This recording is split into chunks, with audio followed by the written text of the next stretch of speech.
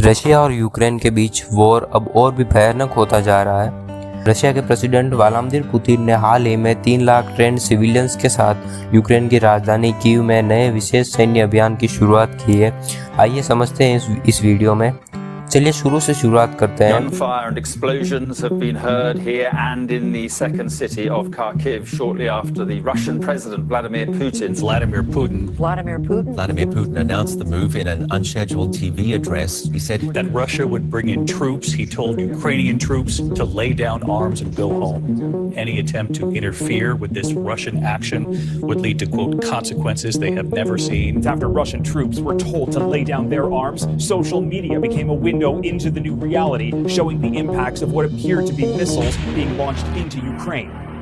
10 नवंबर 2021 को पहली बार ये खबर आई थी कि रशिया ने अपने मिलिट्री सोल्जर्स को यूक्रेन के बॉर्डर पर तैनात करना शुरू कर दिया है।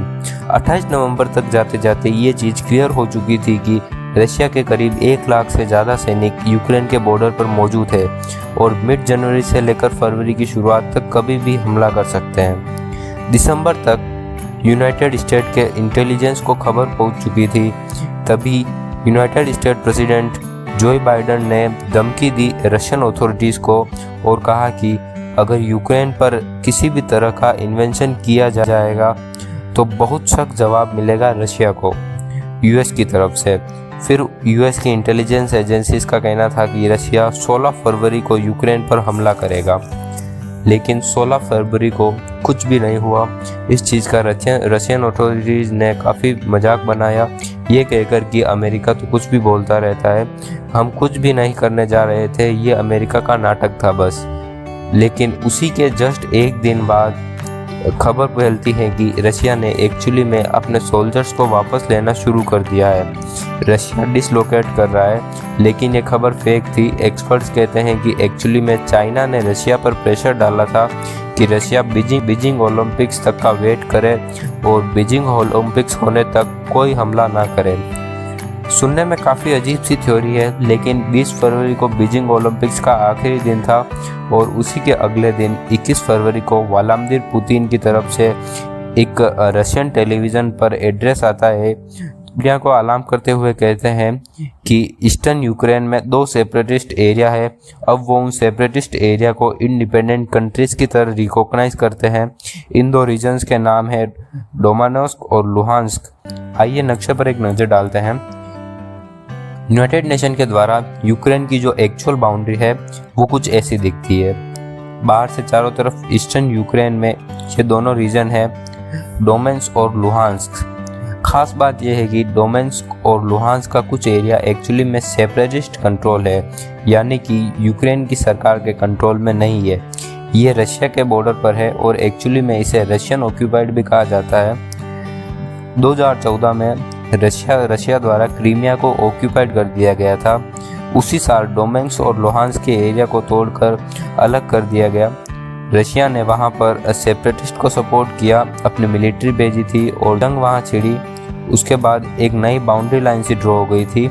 सेपरेटिस्ट कंट्रोल में डोनेत्स्क रिपब्लिक और लुहांस्क रिपब्लिक, इन दोनों सेपरेटिस्ट लोगों ने अपनी अपनी नई कंट्री का ऐलान किया।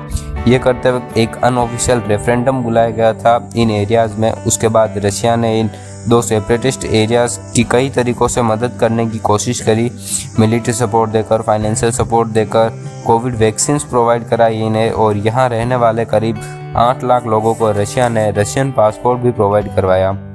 इन एरियाज़ में लड़ाई ख़त्म करने के लिए और शांति बनाने के लिए 2015 में एक मिन्स्क एग्रीमेंट साइन किया गया था, जिसके अनुसार यूक्रेन को इन रीजन्स को स्टेटस प्रोवाइड करना था, सर्टेन डिग्री ऑफ ऑटोनॉमी देनी थी, वहाँ की सरकार को एक्नॉलेज करना था और ये कहा गया था कि अब कोई लड़ाई नहीं होगी, ना कोई हथियारों का इस्तेमाल होगा और जो भी फॉरेन प्रेजेंस है इस एरिया के अंदर वो हटा दी जाएगी।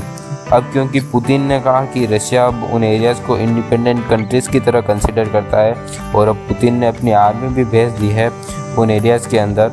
पुतिन ने मिन्स्क एग्रीमेंट को नल एंड अवॉइड कर दिया है और अब खतरा ये है कि पुतिन यहाँ तक नहीं रुकेगा और पूरे यूक्रेन देश पर कब्जा कर लेगा। एक इम्पोर्टेंट चीज़ नोटिस करने वाली ये है कि जब से सोवियत यूनियन टूटा है, रशिया हर 6-7 साल बाद यही चीज़ें करता आ रहा है अपने नाइबरिंग कंट्रीज़ के साथ। 2014 में रशिया ने क्रीमिया को ऑक्यूपाई कर लिया, इससे पहले 2008 में जॉर्जिया का कुछ एरिया ऑक्यूपाई कर लिया। इस मैप पर देखिए अबरकाइजिया और साउथ ऑस्ट्रिया के जो रीजन्स है वो एक्चुअली में रशियन ऑक्यूपेशन के अंदर आते हैं। करीब 20% जॉर्जिया का हिस्सा एक्चुअली में रशिया के ऑक्यूपाई है। इसके बाद मोल्डोवा करके एक देश है जो ईस्टर्न यूरोप में है, जिसका एक पूरा हिस्सा ईस्टर्न साइड में लाई करने वाला सेपरेटिस्ट एरिया है जिसका नाम है ट्रांसनिस्ट्रिया। इनके यहाँ रहने वाले सेपरेटिस्ट अपने आप को एक देश की तरह मानते हैं और एक्चुअली में वो रशिया से रीयूनिफाइड करना चाहते हैं। तो यहाँ पर भी रशियन इन्फ्लुएंस काफ़ी ज़्यादा है। और अब आप मैप देखोगे कि रशिया ने अपनी आर्मी को, अपने सोल्जर्स को कहाँ डिप्लॉय कर रखा है। इस मैप में जो ब्लैक डॉट्स है वो नए ट्रूप्स है जो लाए गए थे पिछले कुछ महीनों में। रशिया ने यूक्रेन को तीनों डायरेक्शन से घेर लिया था। रशियन सोल्जर सिर्फ रशिया में मौजूद नहीं है बल्कि क्रीमिया में भी है और ट्रांसनिस्ट्रिया में भी है और बेलारूस में भी है। बेलारूस का डिक्टेटर भी रशिया से इन्फ्लुएंस के अंदर आता है। तो इन सब का नतीजा ये है कि बाकी सब देशों को ये डर था कि रशिया किसी भी वक्त यूक्रेन पर हमला कर सकता है, जो कि उसने किया। ये कोई नहीं जानता कि कितना एरिया रशिया ऑक्यूपाई करना चाहता है। लोगों को ये लगता है कि सिर्फ नीचे की जो ये स्ट्रिप है ट्रांसनिस्ट्रिया से लेकर लुहांस्क और डोनेत्स्क तक रशिया कब्जाएगा। कुछ लोगों को लगता था कि रशिया यूक्रेन की राजधानी कीव तक पहुंचेगा और पूरा देश को ख़त्म कर देगा। अब रशिया को ये करता था, बाकी दुनिया के पास मोटे तौर पर 3 ऑप्शन है। पहला, हाथ पर हाथ रखकर बैठा रहे, कुछ ना करे।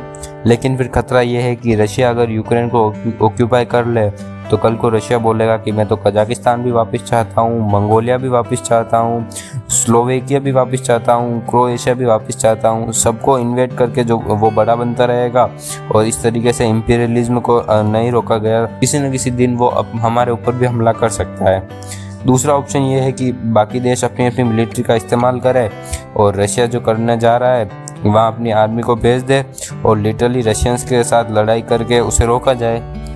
लेकिन ये ऑप्शन भी ठीक नहीं है, क्योंकि ये करने का मतलब है कि वर्ल्ड वॉर 3 का डिक्लेरेशन करना, और जो देश है वो थैंकफुली आज के दिन जंग नहीं चाहते हैं। नाटो ने अपनी मिलिट्री को डिप्लॉय जरूर किया है। 5000 नाटो ट्रूप्स पोलैंड में डिप्लॉय किए गए हैं, 4000 नाटो ट्रूप्स रोमानिया में और बुल्गारिया में भी है, कुछ हंगरी में भी है, स्लोवाकिया के देशों में भी है।